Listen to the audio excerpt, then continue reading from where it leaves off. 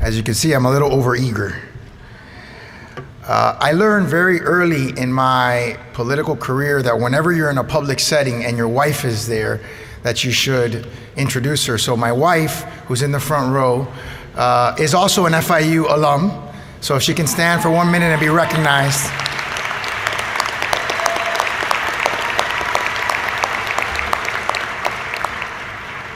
Without her, not only would I not have the God-given privilege of being able to serve the citizens of the city of Miami, but she certainly is my rock and someone who has given me an opportunity to succeed and be here. And in life, you must acknowledge that and you must be grateful. President Rosenberg, deans, faculty, family and friends, and most importantly, the class of 2017. Congratulations on graduating from a university that, much like Miami, is one of the most diverse and inclusive in the world. It is a true honor to be here at FIU speaking to this incredible graduating class. And as I was preparing for today, I realized that giving a commencement speech is kind of a watershed moment in someone's life. It's kind of the moment where you feel like you've made it, where you've accomplished enough in your life that you can impart wisdom on others, and especially when you have an opportunity to do it at your own alma mater. So I could not be more thankful to the FIU family for inviting me here today. But I have to be honest, something that the president said is a little bit inaccurate, because unlike you, I did not attend my graduation. And thinking back to my law school graduation, I don't remember who the commencement speaker was. And so I have to admit, and I'll quote General William McRaven, the commander of the Special Forces of the US Navy, if I can't make this commencement speech memorable, I'll at least try to make it short. So, and by the way, if you ever want to hear a real commencement speech, you'll go to YouTube and watch it. It's the 2014 University of Texas commencement speech, and it's a speech that I not only watch often, but has influenced me profoundly. Don't take my word for it.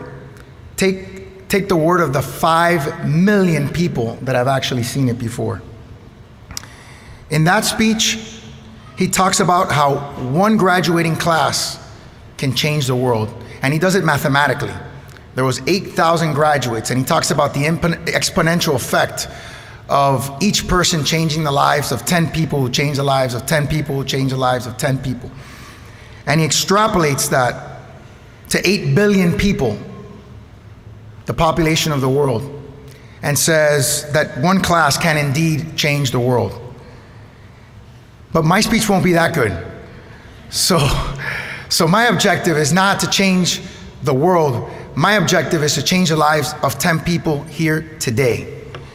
If this speech, in any way, shape, or form, and the lessons that I learned from it, changes profoundly the lives of just 10 people here today, if 20 years from now, one of those 10 people reaches out to me or my wife, or our unborn baby girl who will be 20 years from now, and tells her or her that their daddy or their husband profoundly changed their life or impacted the way they thought about life, then this speech will be a resounding success for me. And when I thought about what specifically I wanted to convey to the members of the audience and to the graduating class, I tried to put myself in a teleportal and go back to 2001 and think, what would I want to know then that I know now after having accumulated the time and experience that I have? And the first thing that came to my mind is the word resiliency. Now, resiliency is defined as the capacity to recover quickly from difficulties, or put another way, it's mental toughness. In my capacity as mayor, I use the word all the time. And one of my big goals for the city of Miami and for the greater metropolitan area is to make it one of the most resilient areas in the world. Resilient being able to bounce back from natural disasters, economic crises, and social challenges. But today, I want to talk about being emotionally and spiritually resilient.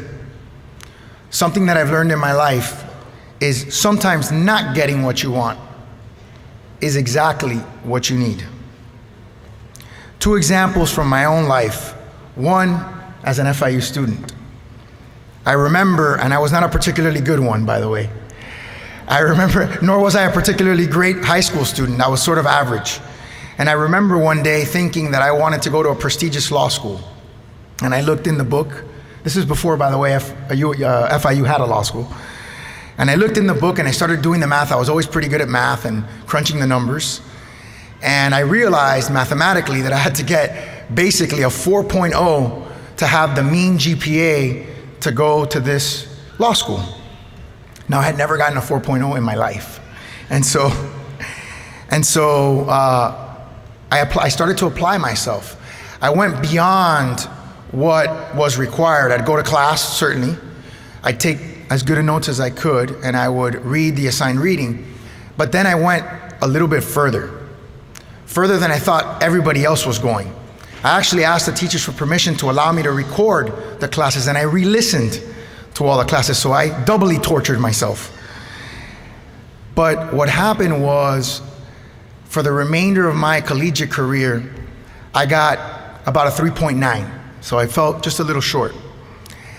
And while I barely missed making that law school, I went to another very good law school, a public law school, and saved about $100,000 in tuition loans.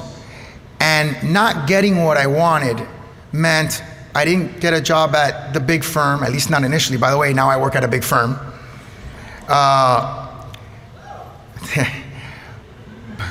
Okay. It's not so much fun. No, I'm just kidding. But the pay is good. What I realized is not getting what I wanted and going to a public university law school, which, by the way, FIU has a magnificent one, opened up doors for me. It allowed me to create my own business. I didn't have to be confined.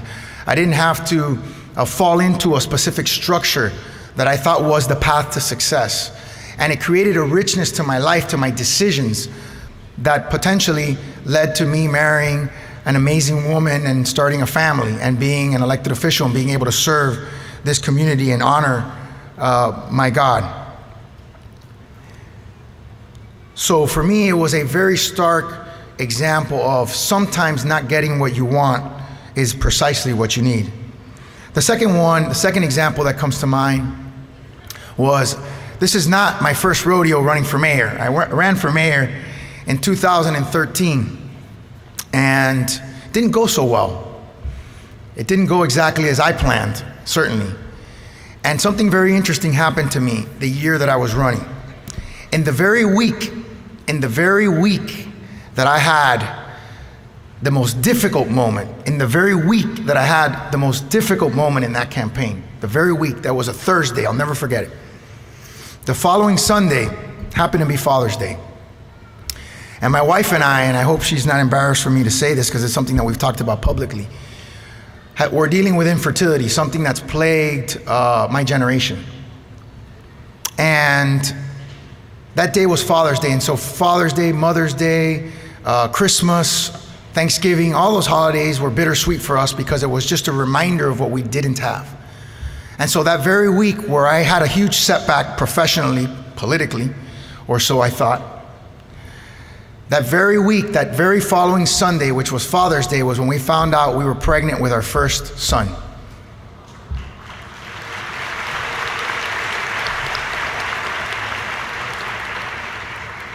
And so it became very apparent to me, very clear. There are few moments in life where you almost feel like you can touch God, where you almost feel like God is more than an idea, that He is something that you can feel and that you can touch and tangible. And so I felt in that very moment that God reached through the bounds of heaven and touched me and told me, son, I am with you. I will be with you, and I have a plan for you.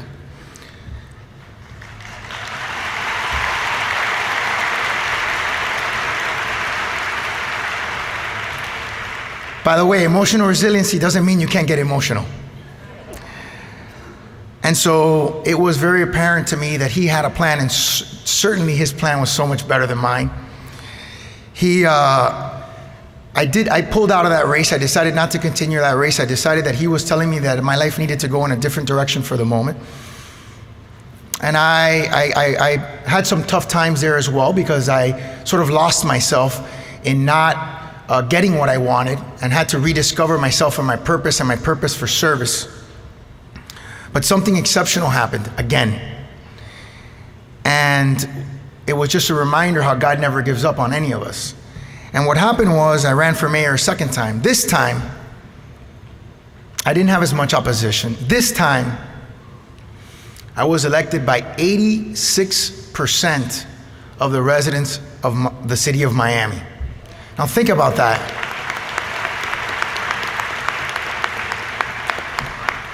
I don't think 86% of us can agree on just about anything in here.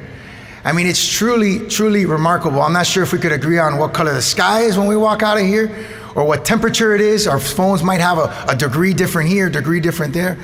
And what was particularly enriching for me was that I worked as a commissioner for 8 years. I represented an area, a district, and I worked hard. And my wife knows the stress that I put myself under, and that I still put myself under, because I push myself, and the sleepless nights, and the difficult moments, and the people that attack you. But in my district that I served for 8 years, I got 91%. 91%, thank you. Thank you. Thank you again. And that's something that no one can take away from you. In life, your accomplishments cannot be taken away from you. Your degree here today cannot be taken away from you. And something that the president said really resonated with me, because I'm not sure I've done a good job of it, Mr. President, I have to admit. The value of your degree, the return on your investment, is not just the education that you received here. It's not just the value of it today, but it is the value of it tomorrow. And so I would tell you to invest in that, because you are investing in yourself. So by investing in your university, you are investing in yourself. I like to think my presence here today is an investment in my university. But I certainly can do better financially, and I will do better, and I commit to that today.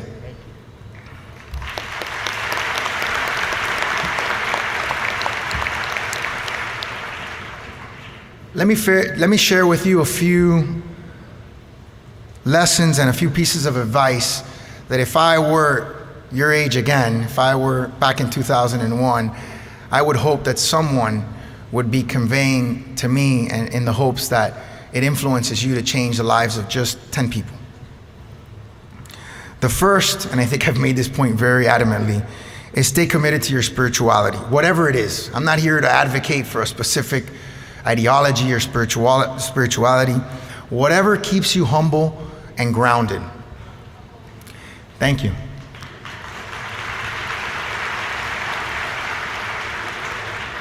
The reason why is not because it's good for you, but it affects the way you treat others. And the way you treat others affects the world around you. Number two, people are driven by many different things. I can't tell you what should drive you, but I do recommend against a life driven by money instead of followed by your passion and dreams. If you follow your passion and dreams, I promise you the money will follow. And so you will get there eventually, which is, by the way, the name of our ministry, Eventually. But you should follow your hopes and your dreams and what you think will make you happy, and I promise you that the economic success will follow.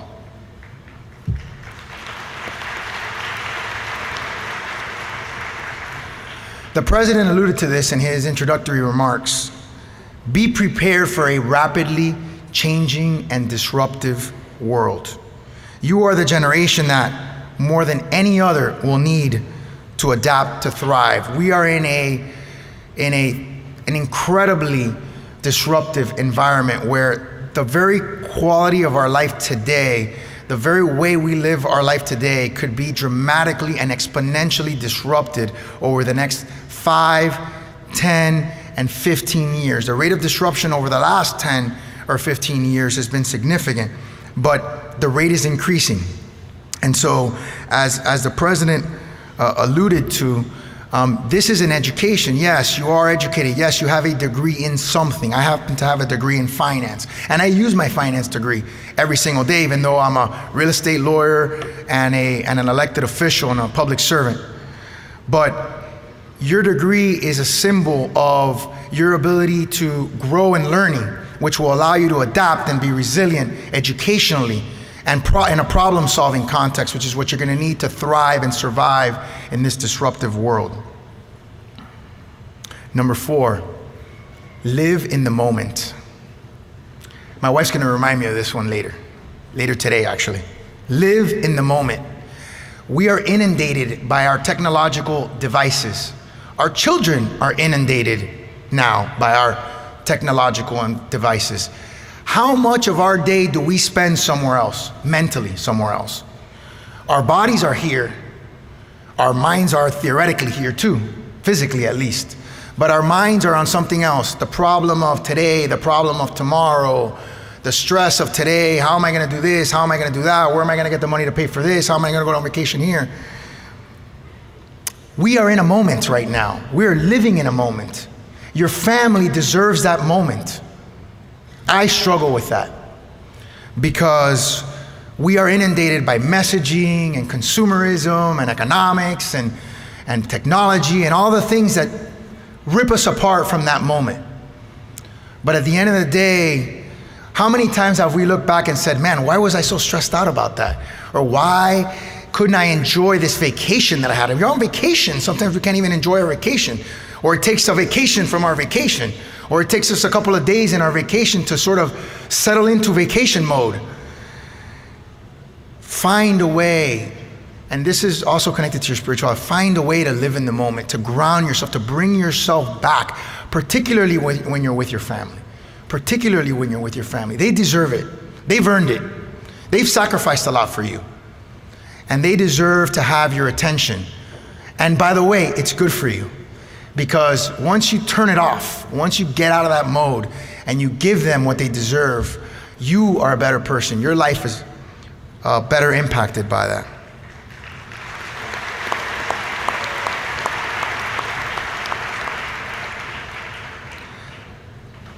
The last piece of advice is never close yourself off to other people. Stay accessible and opportunities will follow. This kind of runs counter to the last one, but one of the things I did in my campaign, and people thought I was crazy, and they probably still think I'm crazy because I still do it, is I give out my personal cell phone number very liberally. It's 305-992-3342. I've done it when I was 30 years old and I ran for the city commission. I never changed it when I got elected. I did it again when I ran for mayor, and I still haven't changed it. And you know what? The people that I've given it to are very respectful of it. I do get text messages. I get a lot of well wishes, and let me tell you, I get a lot of prayers. But I don't, people are not excessively disruptive. They understand that I have a complex job and I live a complex life. And so I hope some of you take advantage of that. I hope you send me a text message with your first and last name so I can save that and stay connected to you. And that you can stay connected to me, because I may one day write you a letter of recommendation for a job or hire you myself. And so, yes. And so it is important to stay connected. I want to close by thanking you. I want to thank you for your hard work in studying and earning a top-tier education. Mostly, I want to thank you for representing our city so well. Thank you.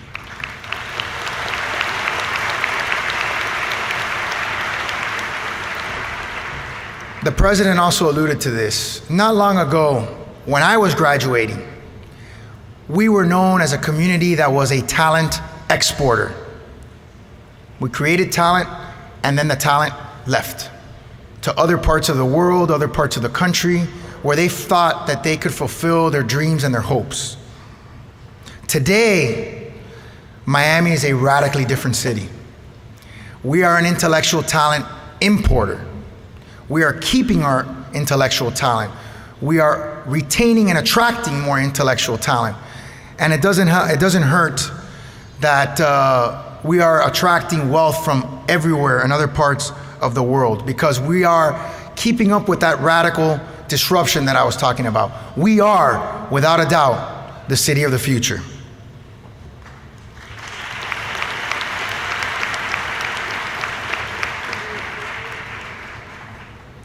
I want to close by telling you how proud I am to be here, how honored I am to be here. I am sharing with you my graduation as well. Thank you. God bless you.